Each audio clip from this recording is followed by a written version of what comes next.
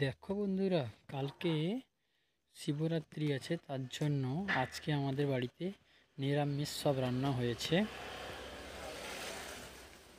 কি কি মেনু হয়েছে তা দেখতে থাকো।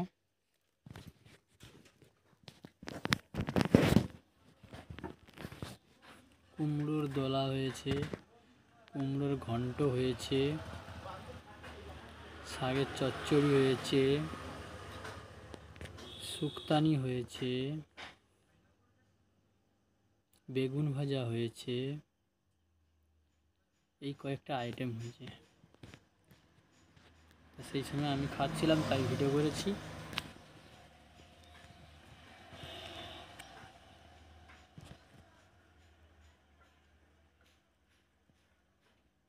এটা কুমড়োর ধোকা, কুমড়োর মলা হবে।